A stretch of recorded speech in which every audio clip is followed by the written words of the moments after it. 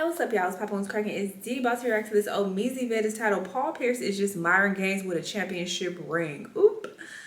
Okay, so he got a podcast and now he on some bullish as well, I guess. People should just not. They should just shut up. But sure, let's hear what he has to say. Let's watch. Do you feel like, why do you feel like men, especially NBA players, get with the white women? Is it because they're easy, quote unquote? I got some theories, but I really want to hear from you. I do too. This is a useful conversation, but what are we gonna do with this information? Who cares? Date who you want. Nobody cares. Does this really deserve a deep dive? I want to hear it too. I honestly think that maybe they appreciate maybe more and they apologize more. Listen, I'm scared. Hold on. I mean, you know. I had an interview with... They appreciate your money more? Got it. That's what these... Whatever. They don't mind being held accountable. I never would have thought Celtics legend Paul Pierce was a Kevin Samuels disciple. This is just an amazing turn of events. I knew there's a reason. Anybody coming from the Celtics, red fucking flag, right?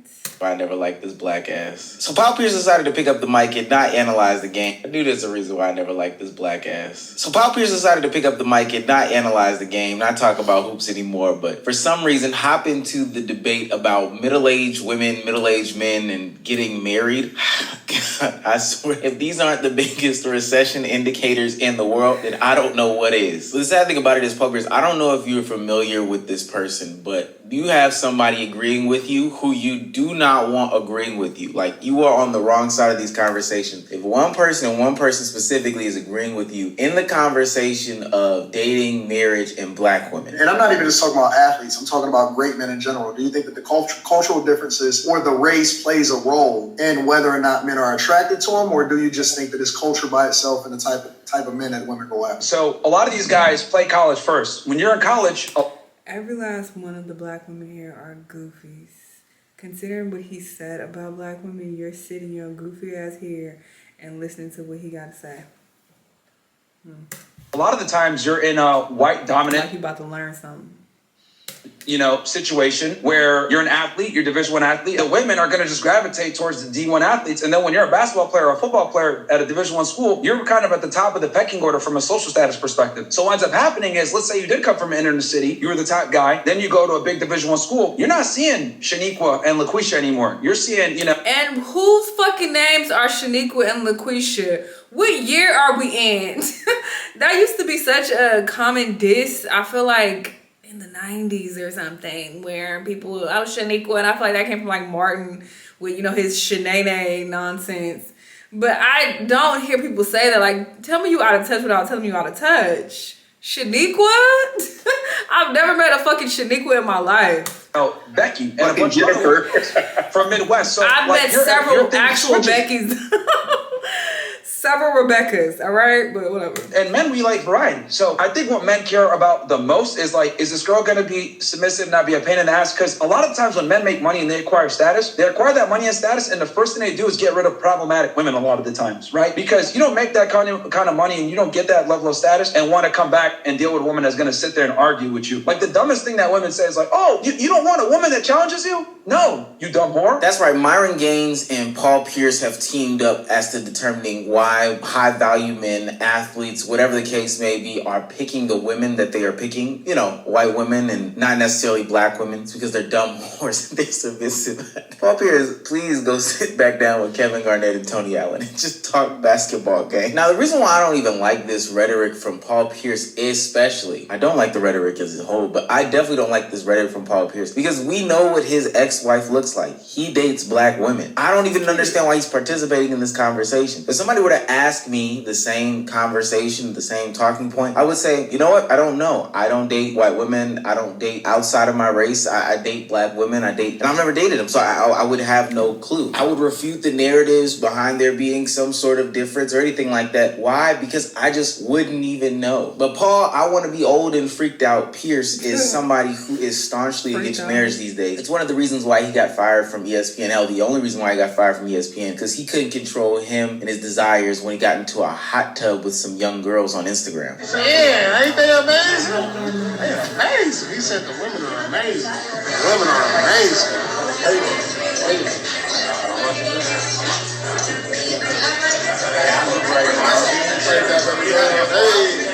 Oh, you saw all that? I think it's interesting that when Paul Pierce flipped the camera, all the women were much younger than them. This is who Shannon Sharp should have been hanging Who they paying?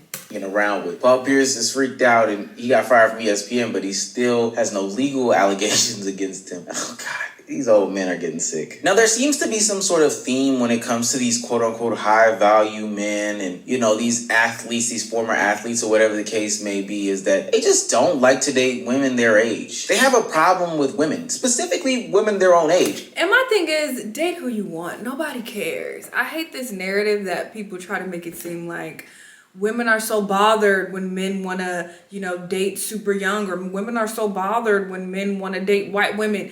No, most women don't actually care. Most women have their own lives, their own boyfriends, their own shit to worry about. You taking a few Twitter comments and letting that represent all women. No, nobody actually cares. Do what you want. But the problem is when you constantly start to bash and talk shit about the women that you don't date. If you don't want to date black women, that is your prerogative. Nobody cares. Live your life. If you want to be self-hating and a coon, that's your business. Nobody gives a fuck. But why are you making these slick comments in the process and being like, oh, that's cool.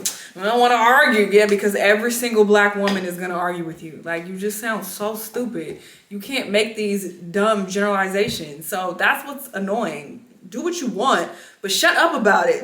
If you're so happy over there dating these type of people, then date them and shut up. Why do you need to talk shit about the women that you're not dating? Like, I don't understand that. Or even the concept of committing or getting married or something like that. Maybe it's because they got scorned in a trade or something like that. But Paul Pierce later on goes to depict how he has a problem with marriage at this age that he's at right now. It's only for two types of people, he says. Poor people and old people. Because I like my peace, first of all. And that part as well. If you don't want to get married, then don't. You don't need to talk shit about people who are getting married and be like, oh, that's because y'all poor. What is the point in that? This is the issue. This is why people start to talk shit. And then when they talk shit, it's like, oh, you just mad because you the poor one that we talking about that don't want to get that's married. No, it's because you yapping and talking shit for no reason. Like, I personally don't want to have kids. I'm not about to sit up here and constantly bash people who do. Like, I have nothing to, hey, if that's your life, do you. You tough. I hope that works out for you. Great. I don't need to talk shit about that stance, though, in that position. Do you? Like, I don't understand why people do this. What if a woman brings you that? There's no such thing as that. You don't think there's no such thing as a woman bringing There's that? no such thing as somebody living with you on a day-to-day basis is bringing peace. It's always going to be something, because you're going to have a bad day where I'll have a good day, and that's not going to be peaceful for me. I'm going to come home like, damn, baby, something going to happen to where you going to hijack my emotions. So that's not peaceful. You feel me? You know what I'm saying? Like, because I feel like every relationship shouldn't be based off of sex, but every relationship is based off of that. I don't think so. 100%. You can't tell me nothing different. This is what I feel, and that's why I'll never be in another relationship, because it's always based off of that. So you're not going to be in another relationship? No, for what? Because it's going to be based off of sex. Once that wear down, you're going to go find somebody else that's better. This is the thing. And listen carefully. Let me say what marriage is all about. Let me say what marriage is and who's marriage for. Marriage is for old people and poor people. Okay, so let's get into that. Are you not in the former category? What are we talking about? Ain't he like in his 50s or something?